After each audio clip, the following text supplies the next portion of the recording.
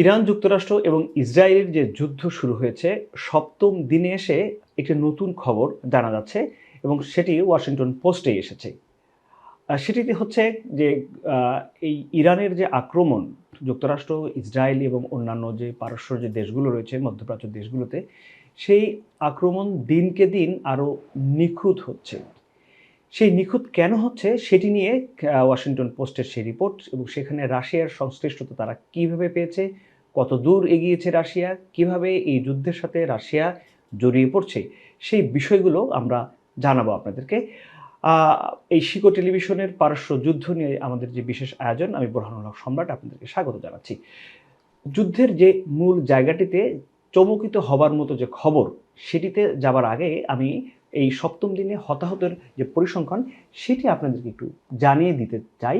আপনারা জানেন যে কাতার ভিত্তিক যে গণমাধ্যম আল জাজিরা টেলিভিশন, তারা লাইভ ট্র্যাকিং এর মাধ্যমে এই খবরটি জানানোর চেষ্টা করে যে সবশেষ কতজন মানুষ আসলে হতাহত হয়েছে। সেটি আমি আপনাদেরকে একটু দেখেই বলি। যেমন লেবাননে এখন পর্যন্ত ৭৭ জন মানুষ মারা গেছেন, ৫২৭ জন ইনজিউরড হয়েছেন। আপনারা নিশ্চয়ই জানেন যে লেবাননে যে হিজবুল্লাহরা রয়েছে সেখানে একটি বড় আক্রমণ চালিয়েছে ইসরায়েল এবং তারপরেই এবং লেবাননের রাজধানী বৈরুতের একটি বড় এলাকা মানুষ যেন সেই এলাকাটি ছেড়ে দেয়, তার জন্য ইসরায়েল এবং যুক্তরাষ্ট্রের পক্ষ থেকে বলা হয়েছে।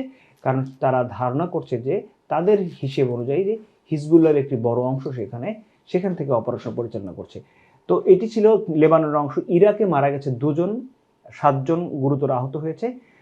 কুয়েতে ৪ জন মারা গেছে, ৩৫ জন গুরুতর আহত হয়েছে। জর্ডানে ৫ জন গুরুতর আহত হয়েছে। ইসরায়েলে এখন পর্যন্ত যে হিসেব, তাতে কমপক্ষে ১১ জন ইসরায়েলি নাগরিক তারা নিহত হয়েছেন এবং আহতর সংখ্যা এখনো নিশ্চিত করে বলা হয়নি। বাহরাইনে ১ জন এবং ১ জন মানুষ মারা গেছেন, ৪ জন গুরুতর আহত। কাতারে ১৬ জন ইনজিউরড, যেটি আল জাজিরা বলছে। সংযুক্ত আরব আমিরাতে ৩ জন মানুষ মারা গেছেন এবং ৭৮ জন ইনজিউরড। ওমানে ১ জন মারা গেছেন এবং ৫ জন ইনজিউরড। আমি সব শেষে আসলে ইসের কথা বললাম, ইরানের যে হতাহতের খবর, সেটি বলছে যে ১,২৩০ জন মানুষ এখন পর্যন্ত মারা গেছে। আপনারা নিশ্চয়ই জানেন যে যুক্তরাষ্ট্র এবং ইসরায়েলের অত্যাধুনিক সমরাস্ত্র এবং সেখানে বিপুল আক্রমণ চলছে তেহরানকে প্রায় খালি করে ফেলানোর একটি চেষ্টা চলছে এবং সেখানেই কমপক্ষে ১,২৩০ জন মানুষ এখন পর্যন্ত মারা গেছেন এবং আহতর পরিমাণ আসলে অগন্তি, অসংখ্য। এই হচ্ছে সপ্তম দিনে এসে যুদ্ধের বাস্তবতা।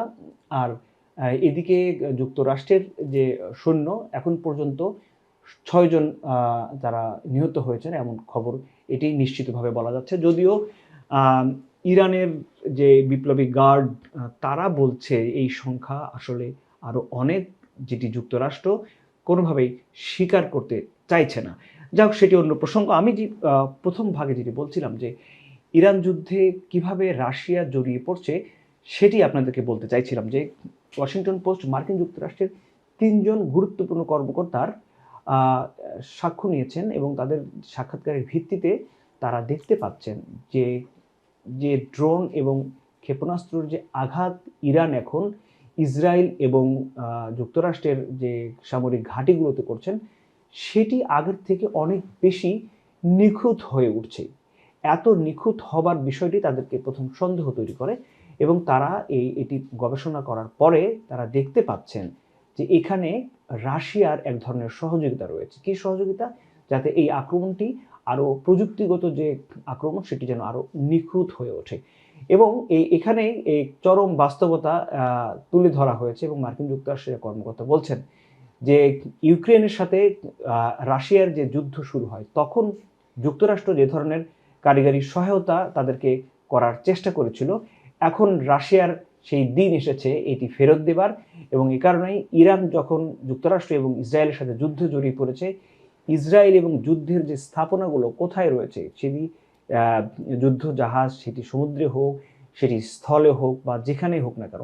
আপনারা নিশ্চয়ই জানেন যে কুয়েতের একটি স্থাপনায় ইরানের আক্রমণের প্রেক্ষিতে ৬ জন সৈন্য মারা যায় এবং খুব বেশি ধারণা করা হচ্ছে যে এত সুনির্দিষ্ট এবং নিখুঁত সেই আক্রমণটি ছিল, সেটি রাশিয়ার প্রযুক্তিগত সহায়তা ছাড়া সম্ভব নয় এবং সেখান থেকেই তারা এই গবেষণাটি শুরু করেছিলেন এবং শেষ পর্যন্ত তারা এই সিদ্ধান্তে পৌঁছেছে যে রাশিয়া এই যুদ্ধে আসলে জড়িয়ে গেছে।